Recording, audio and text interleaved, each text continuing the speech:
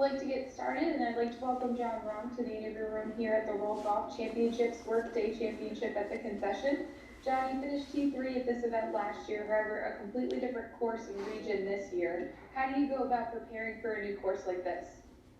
Yeah, I had some good memories over there in Mexico. So, well, luckily we came to a golf course that I've played before. We played nationals here my junior year, and I do know our members. So I've been back once after that. Um, Great golf course. It's a challenging golf course. Tee to green, difficult. Greens are difficult. It's gonna be a fun one. It's gonna test every part of our game. Everything needs to be on, and I can't wait to. Much like we had a challenge last week, it's gonna be another challenging week. You're number 2 in the world right now, coming in with good form after a strong finish at the Genesis Invitational, consistently high results throughout the season. Just a couple comments on the state of your game right now. Well, it's. I think expectations were a little bit different once I came in with a full new bag and even changed putters for Torrey Pines. And still some adjusting in my head to do. It's a new golf ball. Clubs are great. Clubs are fitted perfectly. It's just the new golf ball that reacts a little bit different, and some things to get used to, and that's about it. So far, my game has been good, consistent. I wish I could get myself more in contention on a Sunday and come down the stretch with a chance to win, which I haven't done yet, even though I've had some high finishes. So that's the goal. Just keep learning, keep playing better, and hopefully peak at the right time. Awesome. With that, we'll open it up for questions from the media. Media, please write your name into the chat and we'll call on you.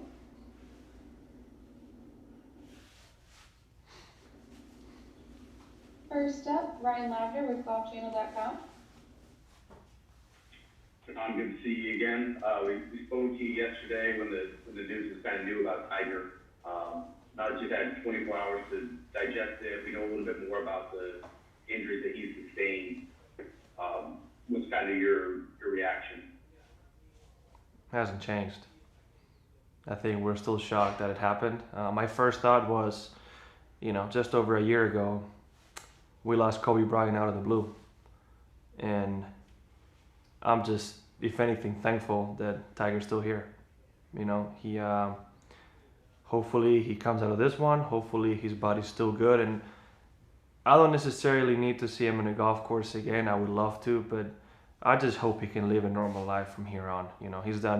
He's given everything to this game. He's done so much for us, and every day that we're all out here is gonna be a memory to Tiger Woods. Luckily, he's got so much impact in this world that even though if he doesn't hit a golf shot, with his foundation and many other work, he's gonna still be able to make a great impact in this world. So, like I said yesterday, just hoping he can get back and just have a normal life and have a healthy enough body. Thank you. Next up, Jason Dill with the Bradenton Herald. Hi, John. You were talking about the golf course and how you played before and how challenging it is. Mm-hmm. Obviously, there's a lot of emphasis on the approach shots this week. How do you sort of compare these greens to maybe another course or other courses that you guys have played throughout the year? Or, does it sort of compare to Augusta at all with how undulating the greens are? Yes and no. I think it's hard to say because the beauty of Augusta and some other Mackenzie-like golf courses, it's they're deceptive. Sometimes they look a lot harder than what it is, and you can use slopes in your advantage. This golf course right here, you got a lot of like tabletop areas, right, where you hit a shot into the green and everything just runs away from the pin. A great example is the seventh hole. Anything on the back right area, everything just goes away from the pin. Augusta, usually at some point, in some parts of the green, you have a slope that's going to help you move it towards the pin. So in some aspects, these greens can be more difficult. Now, they're not going to be as fast as Augusta National can be. So if you can put the ball in the right spot, you're going to be able to make some putts. But it's just not easy. They're tricky. They're very difficult, and I wouldn't be surprised if statistically they played as some of the hardest ones all year. Thank you. Shane Ryan with Golf Digest. Hey, John. Quick question for you about the concession. And I'm talking about the one that happened at the 1969 Ryder Cup. That was the inspiration for the name of the course everybody's playing this week. Curious if you know what that is, first of all, and a couple players haven't, so that's okay. I do know. Say that again. I do know, man. I'm a avid, history fan, especially the history of the game. So I know all about what Tony and Jack. I'll go as far as saying there's not many players other than Jack Nicklaus that can get away with that in a Ryder Cup. I'm gonna say that. I feel like if that happened nowadays, you might get chewed up by some people on your side. Well, it's interesting that Jack Nicklaus did get chewed out by people, including Sam Snead at the time. And so that was going to be my question to you: is what do you think of that? Can you see that happening today? Which I think you already answered. And is it something that you would ever think of doing in a similar situation?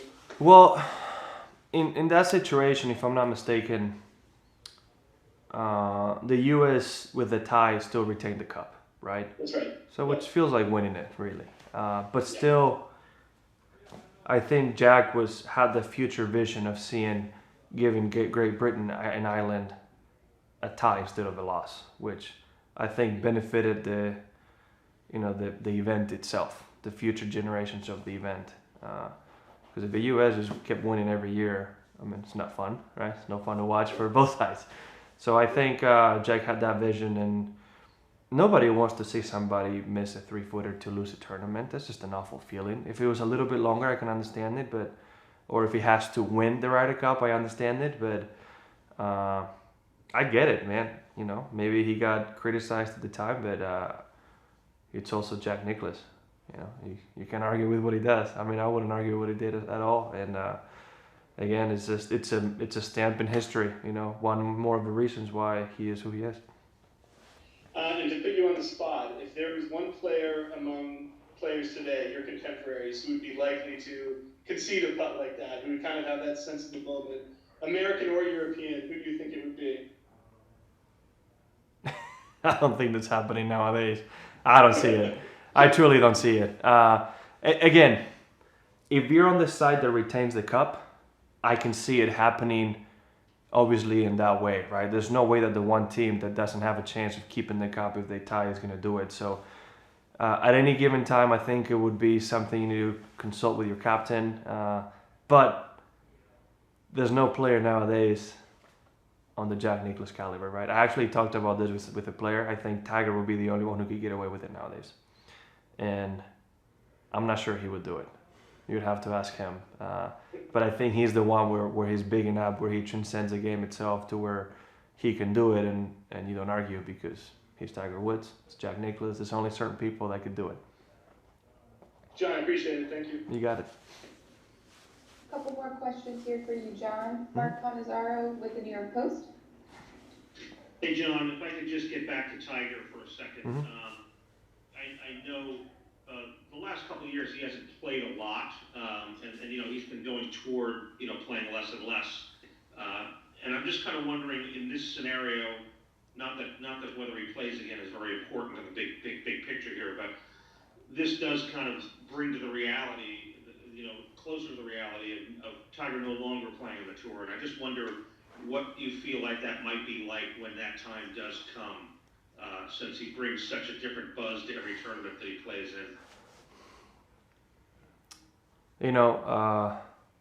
Him not swinging or not playing doesn't mean he can't be a part of the game on the PGA Tour.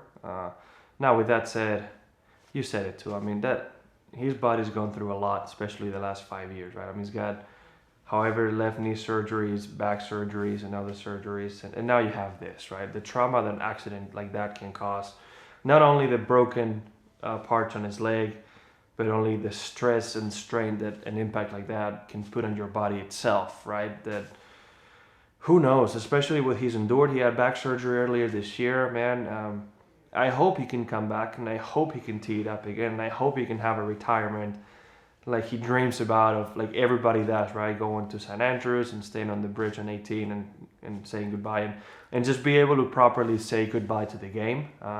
Personally, I would love to see him win again and accomplish more things. Now, being realistic with everything that's happened, at this point, I just hope he can have a healthy life. That's all I can say. I hope he can walk out of this one and enjoy his life and his life as a dad and as an ambassador of the game like he has. We'll see. I'm not big on focusing too much on the future, but when he retires, I feel like he's done so much for all of us. Some kind of a thank you from the PGA Tour is in order. So I hope we can do something for him for everything he's done for everybody.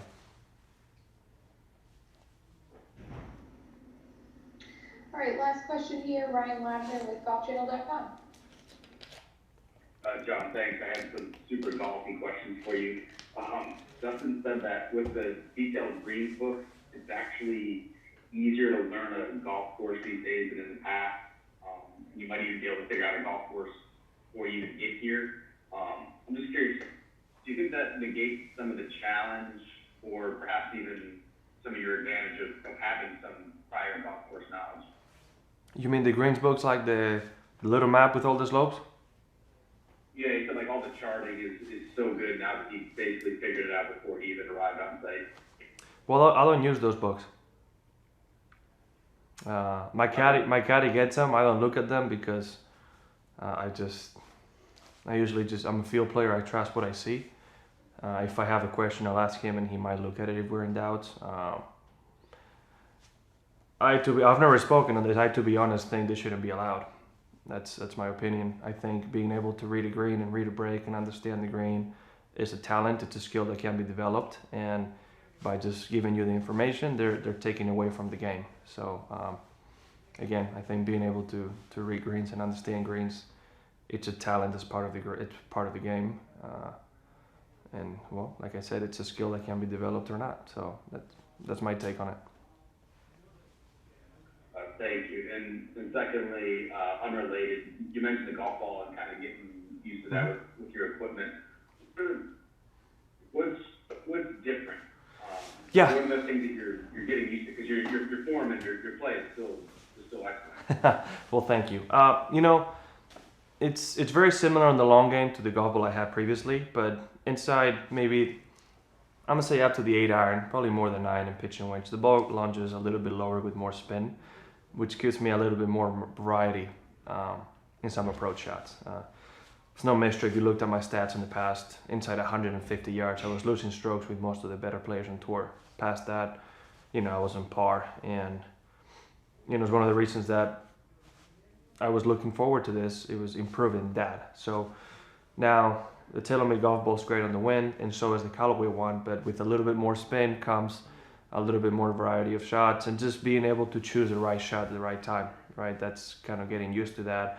More spin reacts differently. I can actually hit certain shots I wasn't comfortable with before. So, it's just playing rounds and getting used to it. Now, it's not like we have the same conditions every single week, right? So every week I'm learning something new and I'm getting something new done and transitioning into the new stuff a little bit better. But yeah, like I said, it's just mainly we'll get a little bit more spin in the shorter clubs, which is obviously a good thing. More control, more spin, and more shots. How far along do you feel like you are in the process? Well, I don't know, because I don't know how good I can get. So I really don't know. Hopefully, I can tell you it's very early stages, and hoping that ceiling is very high. And I can keep working towards it. It's a work in progress. I've been working hard on my wedge game in the past, and I feel like it's a new broken barrier with being able to add more shots to my repertoire. So just being able to master those and being able to hit them when I need to. Thank you, John. Have a great week. You got it. Thank you. Looks like that's it for questions. John, appreciate the time and good luck this week. Thank you very much.